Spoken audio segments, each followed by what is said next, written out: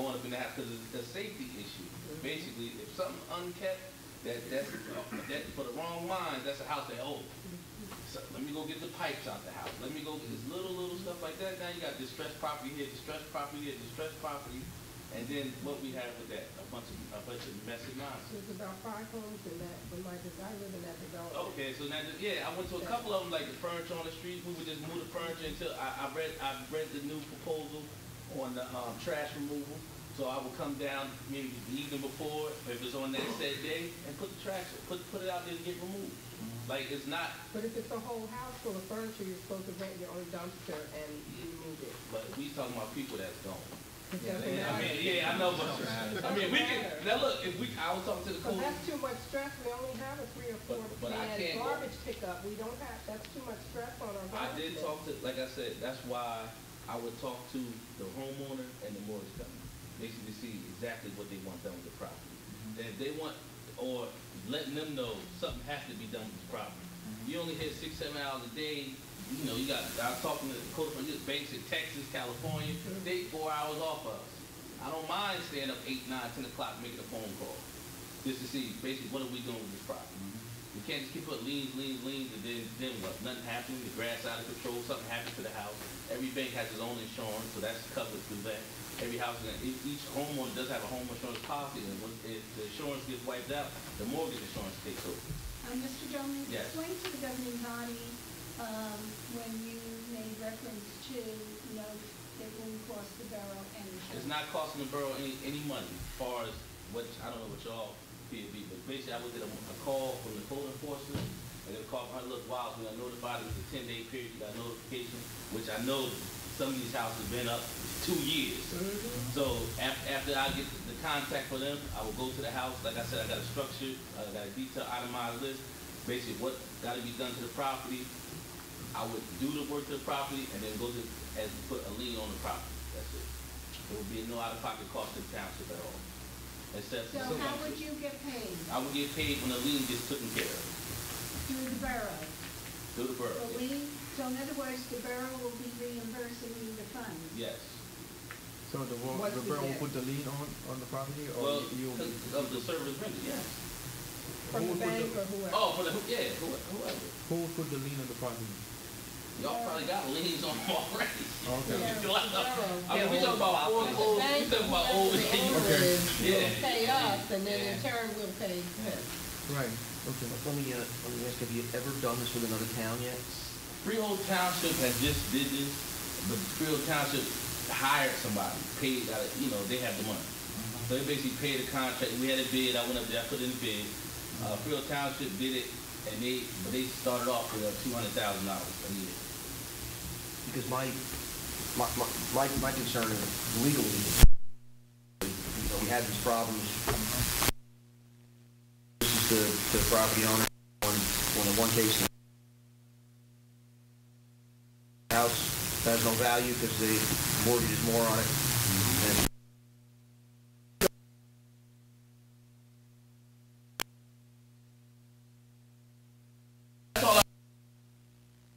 I'd be concerned that if you went in the house and took all the furniture out, that I'm not going in no house. That's one thing you got to be careful of. I mean, what we got to be careful what we throw out.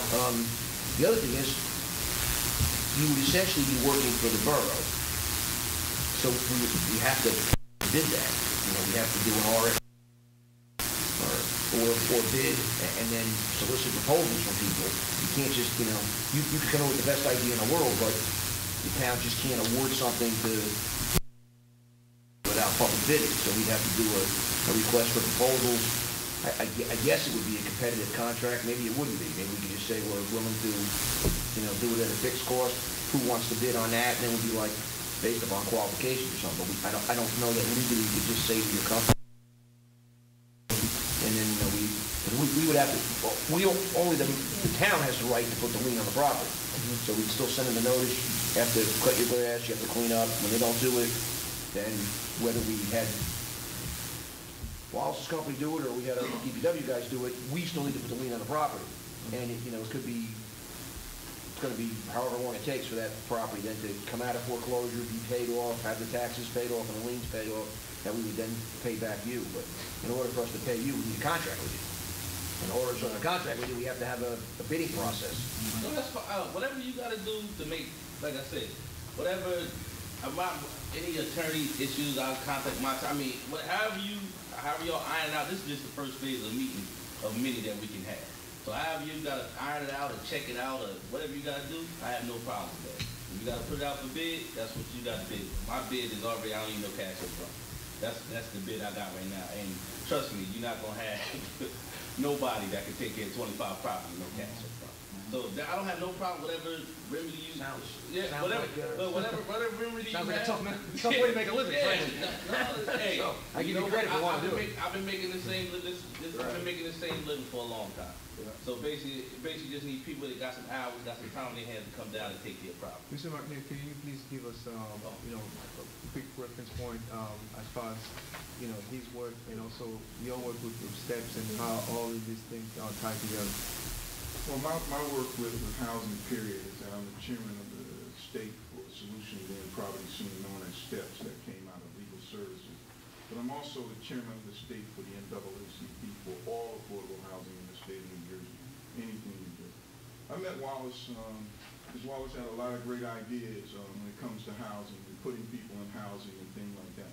Over the last couple of years, so you know, just giving you some of his background and things that he's done. No money, you know, we didn't have to pay him anything. We wanted to get people in housing. And I believe we're up to close to almost like 90 people in the last, you know, few years of putting people in housing, including your Manitou project. All those people out there came through that. That's Berkeley County. That's a good birthday. Yeah. But I'm just giving you an example. Yeah, yeah. But I'm just giving you an example of one. But we have people in the South Toms River area too that we're putting in rentals and things like that, thanks to Wallace. He's been out there doing a lot of things. As he said, you know, no money up front, you know, and I think that that's the way to go. Not too many people that can compete with that. You could check his reference, you know, with some of the various different towns and mayors, you know, in Lakewood, Frio, you know, some of the people that know him. But I don't think anybody know him as, you know, as well as I've done, you know, doing the work that he's done, you know, not only in, you know, Monmouth County, but in Ocean County too. So, I mean, I commend him. That's the reason I came up here tonight, to be supportive to what he, you know, wants to do. He had told me about the ideas. So, you know, we rode around Toms River, not with Wallace, but myself and some of the Toms River people. I'm riding around and looking at the South Toms River and the Berkeley, because it's like right together. I mean, you step over here, you're in one. And we looked at, you know, a lot of houses in this part of the area, and it was really bad. And it just so happened one day, Wallace had mentioned to me about, you know, his idea, what he's doing. I said, you got to be kidding me.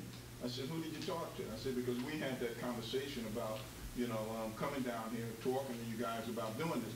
We had the same conversation, so you know, with the Berkeley side, I'm quite sure you've heard about it. You know, we intend to change the look of this whole entire area. Because people, I think some people see things wrong, and we want to show them that we're all out here, we're all going to be supportive, and we're all going to do our part, you know, cleaning up, whatever it takes to do. And that's what I'm here to tell you today, that, you know, couldn't ask for a better guy to, you know, lead a project for you. I'm just, you know, just telling you that straight. Thank you. Thank you, Mr. Thank you very much. Appreciate it. All right, take care, sir. Mr. Mayor, I would like to invite you to the second part of this meeting that we're having on November 1st, if it's possible, if you can come. The mayor of Berkeley's going to come. We're going to be talking about these type of issues for this whole area, as I said to you, that, you know, we have intentions of really cleaning up. And we I sent him an email. Oh, you did? Yeah, you wanted the chief as well. Yes. Yeah. Yeah, send me an email with the specifics as to when and where, and then I'll see if I can fit that in my calendar. But I'll You should have the email, because I did send it to you. Yes. Right after we had that. Yeah, we had a pre-meeting to discuss that to the panel here, and anybody's invited. I'll send it to you. But again. you know, we're serious. We're really serious about doing this. Just so happened I moved down here. I lived in you know, in Lakewood, you know, practically all my life, and I moved down in this area, and you know, brought about 40 more people down here with me. We are serious about, you know, working together and building a strong community and cleaning it up, and it definitely needs a lot of cleaning up. I don't have to tell you that. Thank you very much, Mr. McNair. Thank you. Appreciate it.